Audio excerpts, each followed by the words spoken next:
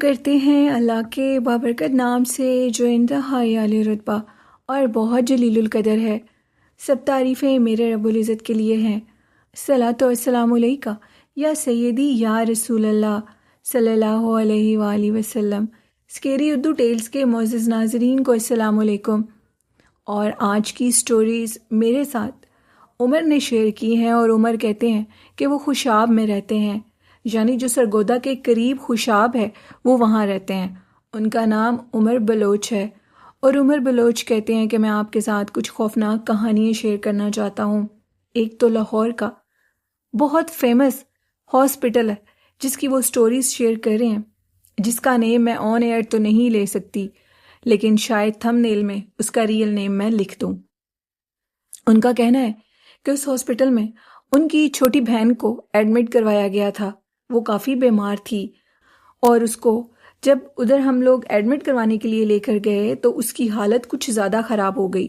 خیر ڈاکٹر نے ڈرپ لگائی، انجیکشن لگے، اور اس کے بعد اس کی طبیعت کچھ سنبھلنے لگی۔ اس کا جو علاج تھا اس کے لیے انہوں نے ہمیں 1 ہفتے کا ٹائم دیا اور کہا کہ 1 ہفتہ بچی ادھر ہی ایڈمٹ رہے گی۔ میری والدہ اور میری بڑی بہن وہ بھی ہمارے ساتھ تھی۔ میری بہن کی ایج جس کو ایڈمٹ کروایا گیا تھا 7 سال تھی، اس لیے والدہ نے کہا کہ میں تمہارے ساتھ رہوں گی، اور بڑی بہن کو گھر بھیج دیا۔ خیر بڑی بہن گھر چلی گئی، اور پھر بہن کی طبیعت کچھ ٹھیک ہونے لگی۔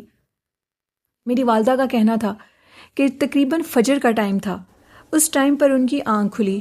انہوں نے اس ہاسپٹل میں ایک روم لیا ہوا تھا پورا، جس میں ہم لوگ رہ رہے تھے۔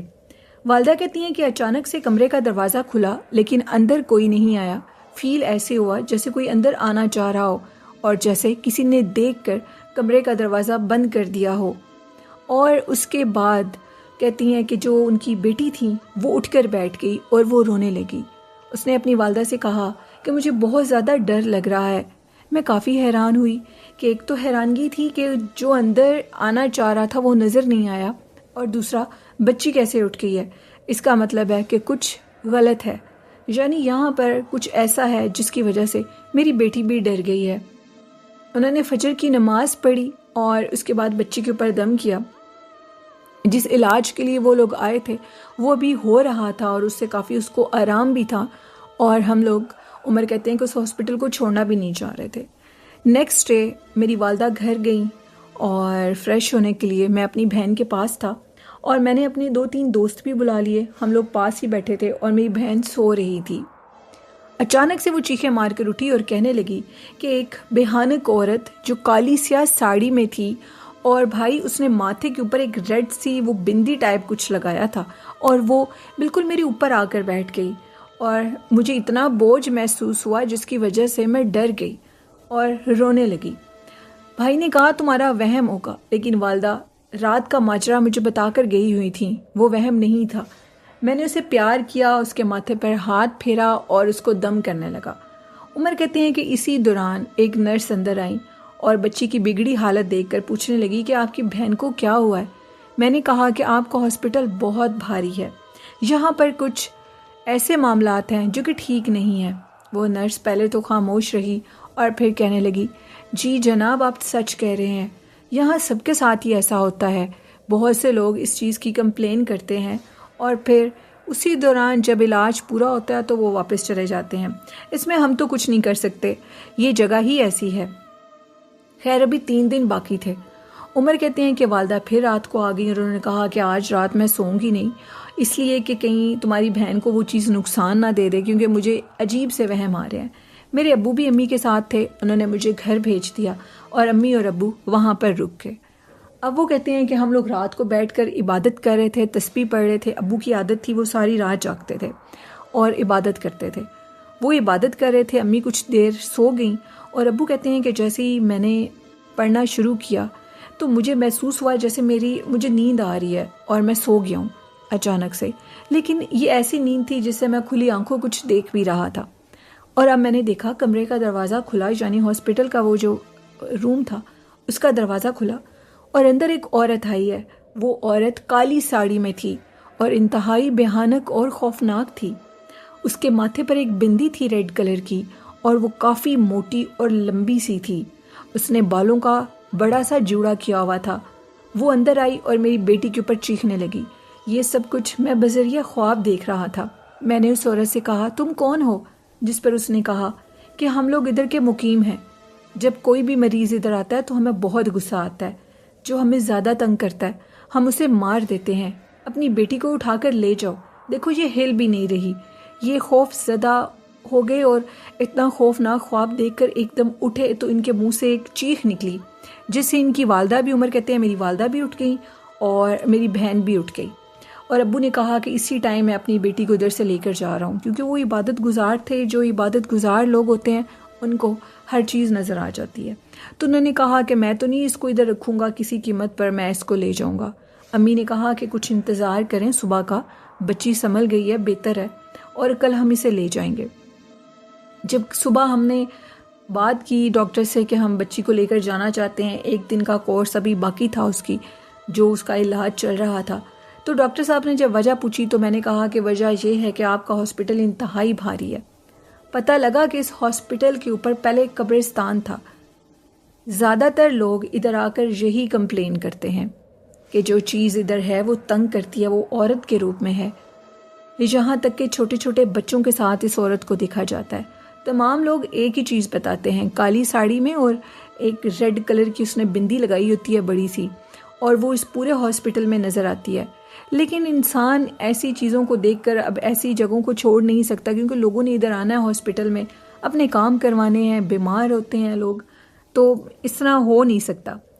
تو ابو نے کہا کہ آپ اس کی میڈیسن دے دیں اور اس کو ڈرپ لگا دیں، اور جو رات کا ہے وہ ہم آپ کو زیادہ پے کر دیں گے، اور کوئی بھی آپ کی جو ہیں ڈاکٹرز یا نرس وہ گھر آ کر بچی کو ڈرپ لگا دے. جب ابو کی یہ حالت دیکھی اور وہ کسی قیمت پر رکنے کو تیار نہیں تھے تو ڈاکٹر نے ابو کی بات مانی اور کہا کہ ٹھیک ہے آپ بچی کو لے جائیں. تقریباً عصر کے ٹائم پر میں اپنی بہن کو لینے کے لیے جب گیا تو جس روم میں وہ تھی اس وارڈ میں جانے کے لیے کافی سنسان راستہ تھا. میں سیڑھیوں پر اوپر چڑھ رہا تھا اور میں موبائل یوز کر رہا تھا. اسی دوران مجھے محسوس ہوا کوئی میرے پیچھے آ رہا ہو، کوئی میرے پیچھے یوں آ رہا ہے کہ مجھے وہ بڑے فورسفلی دھکا دینے کی کوشش کر رہا ہے. میں ادھر ہوتا ہوں تو وہ چیز ادھر ہوتی ہے اور میرے پیچھے آتی ہے اور مجھے بہت زیادہ وہ تنگ کرنے کی، ڈرانے کی اور گرانے کی کوشش کر رہی ہے. میں نے آیت الکرسی پڑھی اور میں جیسے ہی اوپر گیا تو مجھے میرے پیچھے سے ایک آواز آئی. آواز ایک عورت کی تھی. اس نے میرا نام لیا، عمر. جب میں پیچھے سے پلٹ کر دیکھنے لگا تو میرے پیچھے ایک عورت کھڑی تھی. عورت انتہائی سیاہ کالی اور خوفناک تھی، جس کو دیکھ کر میرے رونگٹے کھڑے ہو گئے، میرے پسینے نکل گئے اور میں فوراً بھاگ کر پتہ نہیں روم تک کیسے گیا ہوں. اور میری حالت دیکھ کر ابو آلریڈی پہلے ہی پریشان تھے. انہوں نے کہا تمہیں کیا ہوا ہے؟ میں نے بتایا کہ یہ واقعہ پیش آیا اور میں تو خوف زدہ ہو گیا ہوں، اور یہ کیسے ہو سکتا ہے، ایسی چیزیں ایسے دن دہاڑے ہمیں نظر آئیں اور یہ سب کچھ. تو ابو نے کہا بیٹا یہ ہاسپٹل ہے ہی بہت بھاری قسم کا، ہمیں ادھر سے چلے جانا چاہیے اور جلدی کرو، سب لوگ اکٹھے نکلتے ہیں. بہن کو اٹھا کے میں نیچے تک لے کر آیا اور اس کے بعد امی اور ابو کو ساتھ لے کر آیا، اور اس کے بعد وہ کہتے ہیں کہ ہم لوگوں نے اس ہاسپٹل کو چھوڑ دیا. بہت بھاری اور بہت زیادہ جنات اور عصیب سے بھرا ہوا وہ ہاسپٹل ہے. اور یہ کہانی تھی عمر کی. عمر کہتے ہیں کہ یہ بالکل سچ ہے، اور 2 ماہ پہلے کا یہ واقعہ ہے کہ آج کل کے دور میں، اتنے ماڈرن دور میں بھی ایسے ہو سکتا ہے، چیزیں اتنی واضح ہو سکتی ہیں. اور وہاں پر پہلے ایک قبرستان تھا جس کی وجہ سے وہاں پر زیادہ اثرات ہیں، عصیب ہے. تو یہ سارے معاملات تھے.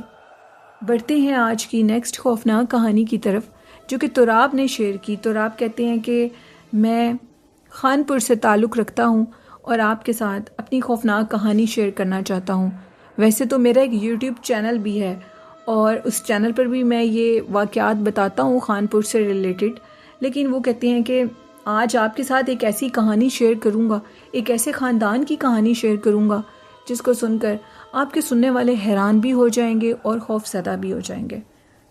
کہتے ہیں کہ ہمارے نیبرز میں ایک فیملی تھی جن کے چھوٹے بیٹے کا انتقال ہو گیا تھا. بیٹا بہت لاڈلا تھا گھر کا اور ماشاءاللہ بہت خوبصورت بھی تھا. اس بچے کے متعلق ایک بات سننے میں آئی تھی کہ اس نے سوسائڈ کی تھی. اس کی ایج 16 سے 17 سال تھی. اس کے گھر والوں کا اس کے اوپر اتنا وہ تھا کہ وہ کہتے تھے کہ تم نے اس فیلڈ کو چوز کرنا ہے، یعنی تم ڈاکٹر بنو، یہ سب کچھ معاملات تھے۔ جو بچہ تھا وہ شاید ڈاکٹر نہیں بننا چاہتا تھا، اور جس وجہ سے اس نے خودکشی کر لی۔ اور اس کے بعد جو اس کی والدہ تھیں وہ سٹیبل نہیں تھی، وہ ہر ٹائم بیمار رہتی تھیں۔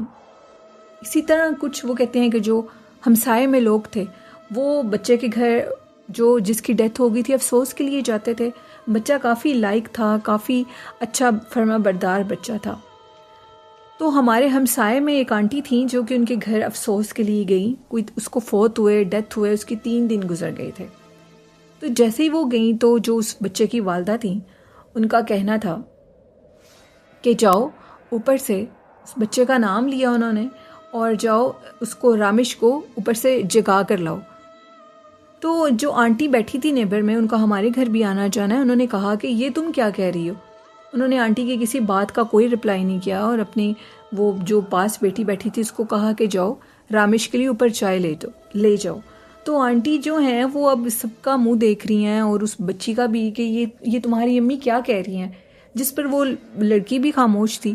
اور وہ آنٹی جب چائے بنا کر ان کے لیے لے کر آئی گیسٹ کے لیے، تو انہوں نے اپنی بیٹی سے کہا کہ جاؤ رامش کے لیے چائے لے جاؤ۔ تو آنٹی نے کہا کہ یہ تم کیا کہہ رہی ہو، لیکن پھر وہ خاموش ہو گئیں۔ انہوں نے زیادہ اس بحث کو نہیں چھیڑا، کیونکہ ان کو یہ پتا تھا کہ نئی بات ہے، اور شاید ان کو بہت شدید صدمہ ہے، شاید نہیں 100% بہت شدید صدمہ ہے، اور صدمے کی وجہ سے وہ اس چیز کو فیل کر رہی ہیں۔ انہوں نے نہیں پوچھا اس کے بارے میں، انہوں نے افسوس کیا اور وہ چلی گئیں۔ اور تراب علی ان کا نام ہے، اور یہ کہتے ہیں کہ پھر وہ ہمارے گھر آئیں، انہوں نے ہمیں یہ ساری بات بتائی اور کہا کہ اس طرح ہوا ہے تو یہ کافی عجیب ہے۔ خیر سب اس بات کو بھول گئے۔ تقریباً اس کے 40ویں کے دن تھے، اور اس دن سب لوگ گئے 40ویں پہ، اور ہم محلے کے سب لوگ، ہمارا ان کے گھر بہت اچھا آنا جانا تھا۔ تو میری والدہ نے بھی دیکھا کہ جو اس رامش کی والدہ تھیں وہ یہ کہہ رہی تھی کہ جاؤ رامش کو کھانا دے کر آؤ۔ میری امی نے ان کو اپنے پاس بٹھایا اور کہا کہ تمہیں کیا ہوا ہے، ان کا نام لیا، ان کا نام سعدیہ بیگم ہے، اور سعدیہ تمہیں کیا ہو گیا ہے، یہ تم کیا کہہ رہی ہو؟ رامش کی تو 40ویں پر ہم لوگ آ کر بیٹھے ہیں، اور تم اپنی بیٹی کو کہہ رہی ہو کہ جاؤ رامش کے لیے کھانا لے جاؤ، ایسے کیسے پاسبل ہو سکتا ہے، یہ تم کیا کہہ رہی ہو؟ جس پہ انہوں نے کہا میں جھوٹ نہیں کہہ رہی، میں سچ کہہ رہی ہوں۔ تم لوگوں کو تو لگتا ہے نا رامش کی ڈیتھ ہو گئی ہے، لیکن رامش کبھی اس گھر سے نہیں گیا، اور وہ گھر میں ہی ہے، اور وہ اپنے کمرے میں ہے، میں یہ سچ کہہ رہی ہوں۔ تو میری امی نے کہا کہ تم اپنی دماغی حالت کو ٹھیک کرو، آج 40 دن ہو گئے ہیں، اور اس حقیقت کو تسلیم کرو کہ اس کی ڈیتھ ہو گئی ہے۔ انہوں نے کہا کہ نہیں، ایسا پاسبل نہیں ہے، تمہیں اگر نہیں یقین تو میرے ساتھ چلو اوپر۔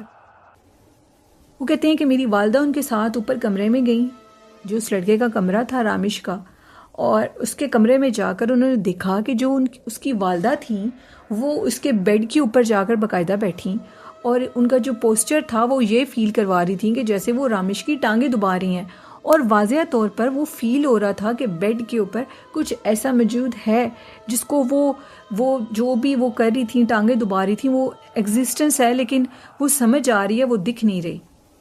تو میری والدہ بہت زیادہ ڈر گئیں اور ڈپریشن میں چلی گئیں، وہ فوراً گھر آئیں، ان کی حالت بہت خراب تھی، اور وہ ہم سب کو یہ کہہ رہی تھیں کہ میں نے تو یہ ماجرا دیکھا ہے اور میری حالت اتنی خراب ہے، یہ سب کچھ کیا ہے۔